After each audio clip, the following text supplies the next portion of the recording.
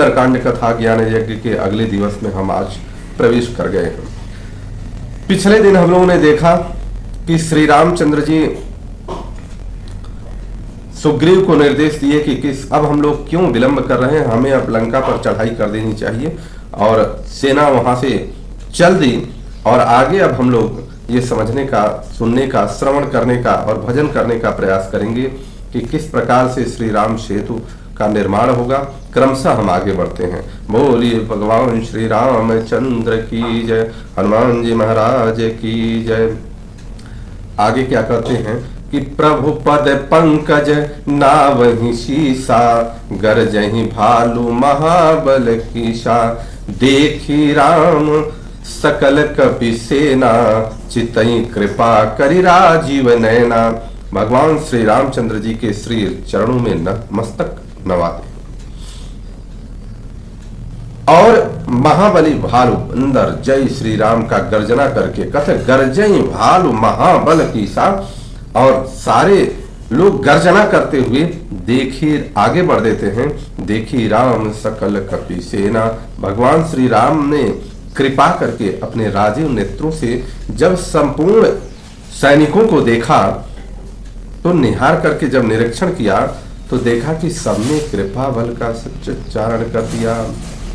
राम कृपा बल पाई कपिंदा, भय पक्ष जुत मनहु गिरिंदा, हरसि राम तब कीन पयाना, सगुन भय सुंदर शुभ नाना।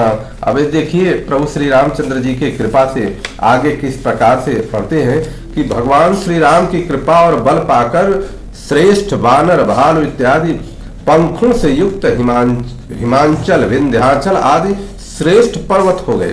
अर्थात जैसे पूर्व काल में पंख होने के कारण पर्वत आकाश में उड़ा करते थे, उसी प्रकार से पंखों के बिना प्रत्येक वानर को आकाश में उड़ने की क्षमता प्राप्त हो गई और पर्वत जैसी विशालता तथा दृढ़ता दे दी प्रभु ने। तब विजयी मुहूर्त में भगवान श्री राम ने प्रसन्न होकर विजय यात्रा के लिए लंका की ओर प्रस्थान किया और उस समय अनेक प्रकार के कल्याणकारी मंगल शकुन होने लगे। और जब मंगल शकुन होने लगा तो जासु सकल मंगल में कीर्ति, तासु पयान सगुन यह नीति, प्रभु पयान जाना वैदेही, हर की बामयंग जनु कहीं देही। जिनकी कीर्ति संपूर्ण मंगलमय है, उनके प्रस्थान से शकुन हुए यह नीति और लीला की एक परंपरा है। कह रहे तासु पयान सगुन यह नीति, प्रभु पयान जाना वैदेही। प्रभु के प्रस्थान को विदेह नंदिनी माता सीता जी जान गई। और कैसे जान गई? क्योंकि उनके जो वाम अंग थे वो फड़कने लगे। उनके वाम अंग फड़क कर मानो उनको संदेश देने लगे कि अब आपके प्रभु आ रहे हैं। और जोई जोई सगुन जान की ही हुई, जैसे जैसे जानकी माता को सगुन होता है उसी प्रकार से, उसी तरह से असगुन भयं रावण हितोई, रावण के वहां असगुन होने लगता है। माता जानकी जी को सगुन हुआ और रावण को असगुन का संकेत सुनाई देने लगा। चला कटक को वर्णय पारा, गरजहि वानर भालु अपारा, नख आयुध पद गिरिपाद पधारी, अचले गगन मही इच्छाधारी। श्री राम की सेना विजय यात्रा के लिए चल पड़ी। उनका यह वर्णन कौन कर सकता है? अपार वानर भालु, कारण गरजहि वानर भालु अपारा।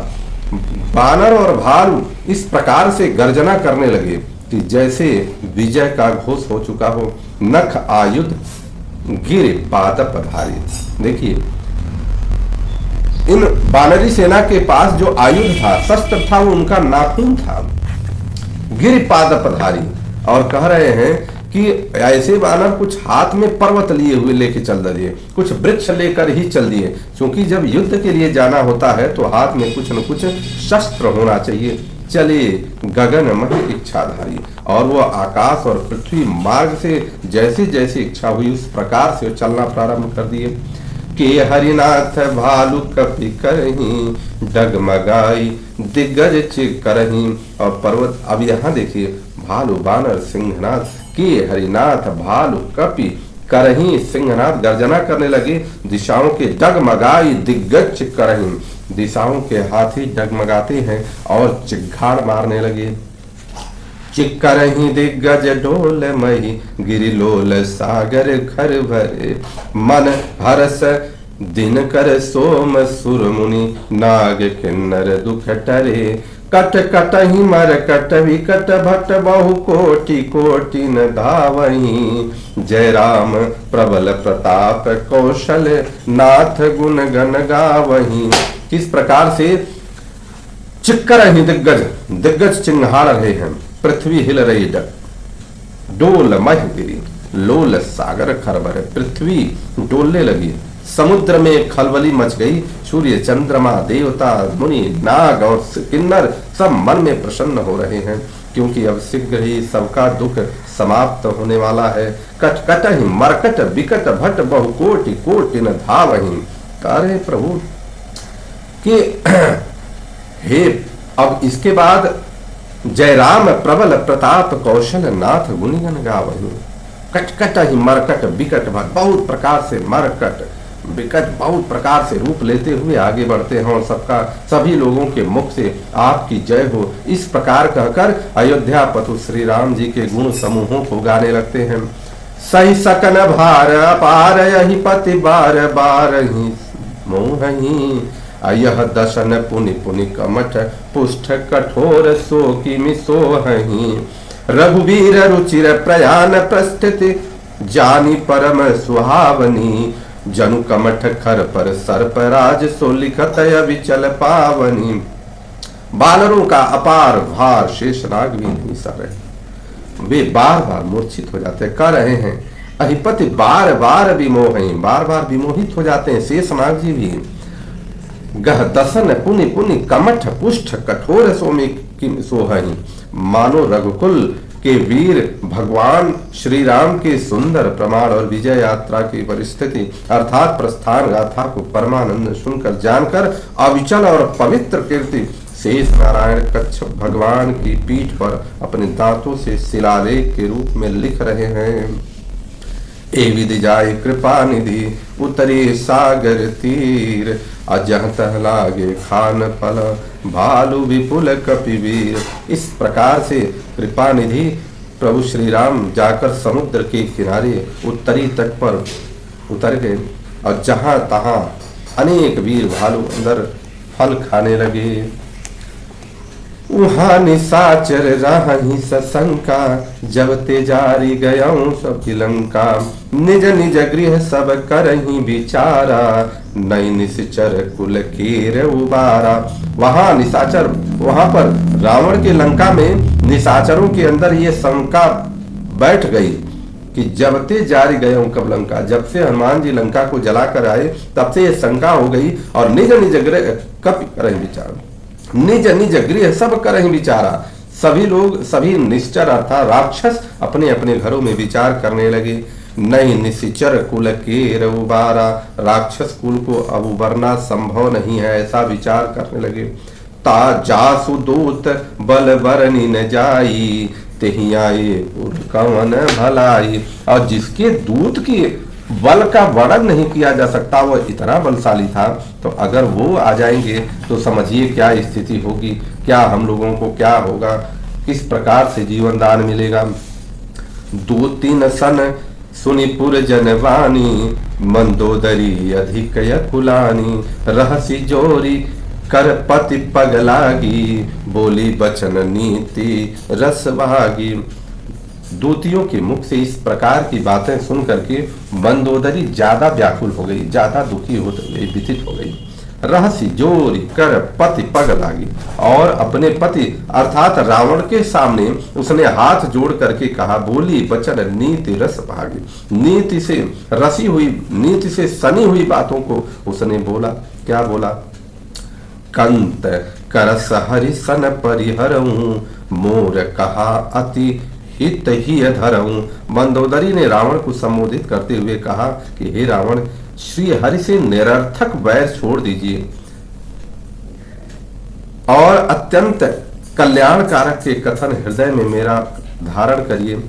समुझत जासु दूत कई करनी, श्रवई गर्भ रजनी चर धरनी। कह रही है मंदोदरी कि जिन श्री राम के दूत के करने का ध्यान अगर आते ही आज राक्षस पत्नियों का गर्भ स्राव हो जाता है। अब ये सोचिए कि वह दूत आया था तो इस प्रकार से हुआ, और अगर पूरी सेना आ जाएगी तो क्या होगा। तासु नारी निज सचिव बोलाई, पठवों कंत जो चाहूं भलाई। कर हे पति, यदि आप भलाई चाहते हैं तो उसकी पत्नी को श्री सीता जी को बुला करके और मंत्री को बुला करके श्री राम जी को सौंप दीजिए, भेज दीजिए, यही कृपा है, कर दीजिए और पूरे लंका के ऊपर ऐसी कृपा हो जाए। तब कुल कमल विपिन दुखदाई, सीता सीत निशा समयाई। आपके कुल रूप कमल वर को दुख देने के लिए श्री सीता जी शीत निशा समाई, मतलब जो शीत की रात होती है, ठंडी की रात होती है, उसके रूप में आई है। अर्थात जो ठंडी की रात होती है वो बहुत ही दुखदाई होती है। सुनहु नाथ सीता विनुदीन है, इतन तुम्हार शंभु अज कीने। हे नाथ, बिना सीता के दिए आपका हित कौन कौन नहीं कर सकता। हित न तुम्हार शंभु अज कीने। ब्रह्मा और साक्षात भगवान भोलेनाथ भी आपका हित नहीं कर सकते, भलाई नहीं कर सकते। इस प्रकार से मंदोदरी समझाती है रावण को, लेकिन रावण को समझ में नहीं आता है। राम बान यही गन सरिसा, निकर निशाचर भेक। जब लगी ग्रसतन तब लगी, जतन करहु तज टेक। राक्षस समूह रूप मेढकों को सर्प के समान श्री राम के बाण जब तक खा नहीं लेते तब तक टेक अर्थात हट छोड़कर यत्न कर लीजिए। राम बाण अहि गन सरिसा, निकर निशाचर भेक। यानी जो रामचंद्र जी का बाण है वो समझिए सर्प के समान है, और जितने राक्षस समूह हैं, निशाचर के जो समूह हैं, वह मेढक के समान है। वो जब तक खा नहीं लेंगे उसके पहले ही आप यत्न कर लीजिए। जब लगी ग्रसन तन तब लगी, जतन करहु तज टेक, मतलब हट छोड़ करके उसके पहले ही यत्न कर लीजिए। श्रवण सुनी सचता करी बानी, बिहसा जगत विदित अभिमानी। दुष्ट रावण ने जब मंदोदरी से वो बातें सुनी तो वह भी हंसा और हंसा, लेकिन उसके मन में, हृदय में तो डर तो था ही है, लेकिन वह दिखाने के लिए जगत प्रसिद्ध अभिमानी है, माने अभिमान की पराकाष्ठा था उसके पास, ठहाके के साथ हंसा। समय स्वभाव नारी कर साचा, मंगल भय मन अति काचा। और कहा सत्य ही नारी का स्वभाव कहा गया है कि वह भीरू होती हैं, अर्थात डरपोक होती हैं, फिर भी मंगल के समय में इस प्रकार का भय। आज लंका में मंगल का समय है और नारियों का इस प्रकार का भय हो तो इसको क्या कहेंगे। हे मंदोदरी, तेरा मन बहुत कच्चा है। कह रहे हैं कि मंगल भय मन अति काचा। मंदोदरी, तेरा मन बहुत कच्चा है। जो आवई मर कट कटकाई, जियहि विचारे निशिचर खाई। इसको रावण कह रहा है कि जैसे ये मरकट ही यहाँ आएंगे तो इतने दिनों से जो निश्चर पूरा भरपेट भोजन नहीं कर पाते हैं, उनको खा करके अपनी तृप्ति कर लेंगे। ऐसा तुमको नहीं समझ में आ रहा है। कम पहिलो कप जाकी त्रासा, तासु नारी सभी बड़ी हासा। और यदि वानरों की सेना, अब ये कह रहा है कि क्योंकि मेरा खाद्य मंत्रालय राक्षसों के लिए खाद्य सामग्री की आपूर्ति नहीं कर पा रहा है, जिसके डर से लोग बाल भी कांपते हैं, उस रावण की पत्नी इतनी डरपोक। करे कंपही लोकप जाकी त्रासा, माने जिसके डर से लोकपाल तक कांपते हैं। तासु नारी सभी बड़ी हासा, उसकी नारी इस प्रकार से भयभीत हो रही है। अस कहीं भी हंसी ताही उर लाई, चले सभा ममता अधिकाई। ऐसा सामान्य रूप से हंसकर मंदोदरी को हृदय से लगाकर रावण अपनी सभा के लिए चल दिया। मंदोदरी हृदय कर चिंता, भयं कंत पर विधि विपरीता। मंदोदरी को अब चिंता होने लगी। क्या चिंता होने लगी कि मेरे पति रावण पर विधाता विपरीत हो गया। भयं कंत पर विधि विपरीता, माने मेरे पति पर विधाता विपरीत हो गया है, उनका विवेक शून्य हो गया है। बैठे हूँ सभा खबरिय सिपाही, सिंधु पार सेना तब आई। सभा में बैठते ही वो खबर पा गया रावण कि सिंधु के उस पार सेना आ चुकी है। बूझे सी सचिव उचित मत कहूं, ते सब हंसे मस्त करी रहूं। रावण ने मंत्रियों से पूछा, बोलो उचित मत कहो, अब क्या करना चाहिए। तो वे सब हंसे और बोले, हे राक्षस राज, चुप लगाकर बैठिए। देवताओं और असुरों को जीतने पर भी जब आपको श्रम नहीं हुआ, अर्थात आपने बिना श्रम के देवताओं और असुरों को जीत लिया, तो फिर इन सब की औकात ही क्या है। आप चुपचाप रहिए। जीते हूं सुरासुर तब श्रम नाही, नर बानर कहीं लेखे माही। मतलब जब उनको आपने जीत लिया तो फिर आदमी और वानरों की क्या औकात है। ये किस प्रकार से आप कौन सी बात कर रहे हैं। अब यहाँ पर इतनी सुंदर बात कहा है, गोस्वामी तुलसीदास जी ने लिखा है कि सचिव वैद्य गुरु तीन जो, प्रिय बोलहि भयास। राज धर्म तन तीन कर, होई बेगी नाश। सचिव वैद्य गुरु तीन जो, सचिव हो किसी भी व्यक्ति का जो मंत्री होता है, वैद्य होता है जो दवा कर रहा है, चिकित्सक है, और गुरु जो शिक्षा देने वाला है। प्रिय बोलहि भय आस, अर्थात भय के आश्रय में आकर के प्रिय बोलने लगे। और इसका अर्थ ये हुआ कि आपसे भयभीत हो गया और उस भय के कारण आपको प्रिय बोलने लगे। तो फिर समझिए क्या क्या होता है। राज माने राज सत्ता का नाश हो जाता है, धर्म पूरे धर्म का नाश होता है, और तनु मतलब शरीर का नाश हो जाता है, और हो ही वेग ही नाश, ये जल्द ही नाश हो जाता है। बोलिए हनुमान जी महाराज की जय। इस प्रकार से आज सुंदरकांड कथा ज्ञान यज्ञ के अगले दिवस में हम लोगों ने ये देखा कि किस प्रकार से रावण ने सबके शिक्षा को दरकिनार करते हुए और राज्यसभा में आया, और उसके बाद जब मंत्रियों से पूछता है तो जब मंत्री इस प्रकार के भाव आने लगे कि डर के कारण वो प्रिय बोलने लगे राजा की, तो समझ लीजिए कि वहां का पूरा नाश होने वाला है। ऐसा ज्ञान गोस्वामी तुलसीदास जी ने दिया। बोलिए हर हर महादेव, भगवान विष्णु जी महाराज की।